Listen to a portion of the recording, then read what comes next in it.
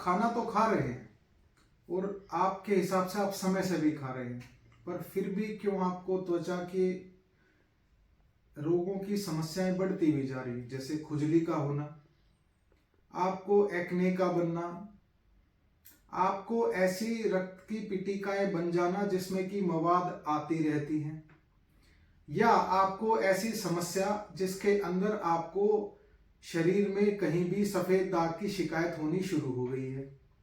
उस बीमारी को अलग अलग नामों से जाना जाता है, जैसे कि सफेद दाग भी उसको बोल देते हैं, देहात में उसको फुलवारी भी बोल देते हैं, शहर में उसको ल्यूकोडर्मा के नाम से भी जानते हैं, और शास्त्रीय नाम उसको श्वेत रोग के नाम से भी जानते हैं। हाँ, आप सही सुन रहे हैं, मैं श्वेत रोग, सफेद दाग, ल्यूकोडर्मा और फुलवारी की ही बात आपसे कर रहा हूँ। नमस्कार, मैं वैद्य हिमांशु आर्य, नाड़ी वैद्य कायाकल्प संस्थान रोहतक हरियाणा से आप सभी का स्वागत करता हूँ। आज हम बात करेंगे क्यों यह फुलवारी, सफेद दाग, ल्यूकोडर्मा, श्वेत रोग, जिसको अलग अलग नामों से जाना जाता है, क्यों फैल रहा है। क्योंकि आजकल जो भोजन का खान पान है वह सही नहीं है।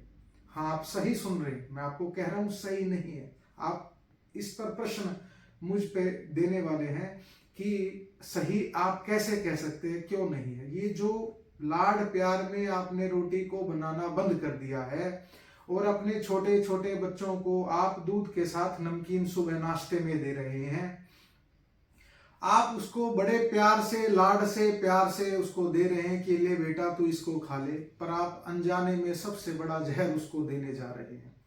किसी भी नमकीन का आप सही सुन रहे हैं, किसी भी नमकीन का प्रयोग यदि चाय या दूध के साथ किया जाता है तो वह इस रोग को बढ़ाने का काम करता है।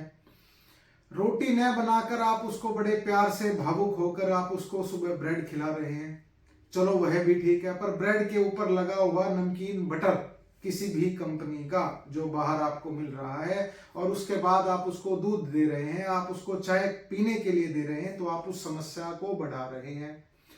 हाँ, बहुतों के प्रश्न अब ऐसे होंगे कि हमारे बच्चे को तो नहीं हुआ, क्योंकि आपके बच्चे के अंदर रोग प्रतिरोधक क्षमता व आपकी जो त्वचा की जो बहुत सारी लेयर्स हैं वह उस रोग का अभी तक प्रभाव नहीं हुआ, इसलिए आपके बच्चे को नहीं हुआ। तो ऐसा नहीं कि आपके बच्चे को नहीं होगा। ऐसे में आयुर्वेद के अंदर यदि हम बात करें तो त्वचा की 7 लेयर होती हैं। पहली अवभाषिनी, दूसरी लोहिता, श्वेता, ताम्रा, वेदिनी, रोहिणी और मांसधर कला। जो मांसधर कला है वह सबसे नीचे हमारी मांस धातु से जुड़ी हुई है। अवभाषिनी, जिसको एपिडर्मिस लेयर के नाम से आप जानते हैं, वह अवभाषिनी है। बीच में आपकी लोहिता आती है, श्वेता आती है, ताम्रा, वेदिनी और रोहिणी के बाद जब मांसधर कला, जिसके अंदर की यदि आप देखते हैं आपको पाइल्स बन जाता है, एब्सेस, तो जो इन रोगों का जो जन्म है वह आपकी मांसधर कला, जो त्वचा की सबसे नीचे वाली लेयर है, परत है, उससे यह होता है। तो ऐसे में आप भूल कर भी इस तरीके की चीजों को खाना में बच्चों को देने के लिए उसको बिल्कुल तुरंत रोक दीजिए। और यदि आप बहुत ज्यादा तला हुआ भोजन खा रहे हैं तो उस भोजन को खाने से बना हुआ जो विष है वह किसी न किसी रूप से आपके शरीर में घर कर रहा है, आपको रोग बना रहा है, रोगी बना रहा है, और रोगों से बचने के लिए आपके शरीर के अंदर इतना जहर इकट्ठा कर रहा है कि आप उससे बच ही नहीं सकते। आप तरह तरह के एंटीबायोटिक्स, अन्य दवाओं का इस्तेमाल करते हुए जा रहे हैं, आप ट्यूब लगाते हुए जा रहे हैं, परंतु रोग से आपको मुक्ति नहीं मिल रही। तो ऐसे में यदि खाने पीने का सेवन यदि आपका सही है तो रस धातु से रक्त, रक्त से मांस और मांस से जो त्वचा की लेयर तक, परतों तक जाने वाला यह रोग, सफेद दाग जिसको आप जानते हैं, यह लोगों में फैलता हुआ जा रहा है और पूरे शरीर में आपको फैल जाता है। ऐसे में इस प्रकार की माओं के साथ यदि संबंध बनते हैं तो उनसे उत्पन्न जो नई जनरेशन है, जो भ्रूण का जो निर्माण होता है उस तक भी इसके फैलने की संभावना बन जाती है। वह इसीलिए बनती है क्योंकि उसके अंदर जो जीन्स की म्यूटेशन शुरू हो गई है वह आने वाले नए गर्भ में भी घर कर जाती हैं, या कुछ समय के पश्चात उसके अंदर उभरना शुरू हो जाता है, क्योंकि माँ से आए हुए आनुवांशिक जीन्स जो हैं वह उसके अंदर उत्पन्न है, उसके अंदर पहले से मौजूद हैं, और वह धीरे धीरे अपना प्रभाव ऐसे ही भोजन का यदि सेवन वह भी करने लग जाता है तो निश्चित रूप से उसके अंदर भी आ जाता है। मैं आपको इस स्क्रीन पर आपको कुछ फोटो दिखा रहा हूं जिनके अंदर हमने इस संस्थान के अंदर बनने वाले शीघ्र रोग, सफेद दाग, फुलवारी, ल्यूकोडर्मा के कुछ रोगियों को यह दवाई इस्तेमाल कराई, जिसके अंदर आप देखेंगे कि रिजल्ट आ रहा है। धीरे धीरे वह फुलवारी की समस्या उसकी भरती हुई जा रही है। परंतु मैं फिर कहता हूं, मुझे ऐसे रोगियों की आवश्यकता नहीं है जो बद परहेजी करे या मेरा कहना नहीं मानकर भोजन किसी भी समय असमय भोजन करें या विरुद्ध आहार का सेवन करें, क्योंकि उसके अंदर मैं रोग को ठीक नहीं कर पाऊंगा।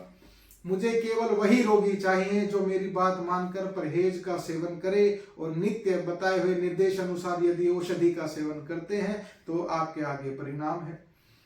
ऐसे में सभी को चाहिए कि विरुद्ध आहार के जो चीजें हैं उनको रोक दें, और यदि नहीं रोकते तो वह निश्चित रूप से अपने आप को रोगी बनाने के लिए तत्पर हैं। ऐसे में जब तक रस धातु की दुष्टि दूर नहीं होगी, आपका जो भोजन गलत खान पान नहीं रुकेगा, वह रोग नहीं रुक सकता। हाँ, यदि ऐसा कोई रोगी मेरे भारत में या भारत के बाहर भी ऐसा कोई रोगी है जो इस रोग से पीड़ित है, तो केवल 3 रसायनों के द्वारा मैं उसको रोक सकता हूँ। यदि वह चिकित्सक पर भरोसा करता है, आयुर्वेद पे भरोसा करता है, तो इसको हम रोक सकते हैं। और क्यों नहीं रोक सकते? क्योंकि जब इससे खाए पिए भोजन से बनने वाले विष को, जो कि मांसधर कला के बाद सीधा त्वचा धातु में उत्पन्न रोग को बनाने लग रहा है, और वह उसको छिन्न भिन्न कर रहा है, क्योंकि वह आपकी लोहिता, श्वेता और ताम्रा जो परतें हैं उस तक भी अपना प्रभाव दे रहा है। तो इस प्रकार से इस रोग को बढ़ाने का काम कर रहा है। आप एक बारी अवश्य मेरे द्वारा बनाए गए, संस्थान द्वारा बनाए गए इस रसायन का कि जो भावों से भावित है उसका प्रयोग करके देखिए, आप निश्चित रूप से इस रोग पर सफलता हासिल कर सकते हैं। कुछ रोगियों के परिणाम आपके सामने हैं। औषध सेवन किया, यह उनको परिणाम मिला है। तो ऐसे में यदि परहेज है तो सब संभव है। मेरी प्राचीन पद्धति, मेरा आयुर्वेद। यदि आपको यह वीडियो अच्छी लगती है तो आप उन रोगियों तक इसको पहुंचाने का विशेष कार्य करें जो इस रोग से पीड़ित हैं। अन्य रोगों की जानकारी के लिए आप हमारे चैनल को सब्सक्राइब कर सकते हैं, लाइक करें, ज़्यादा से ज़्यादा शेयर करें।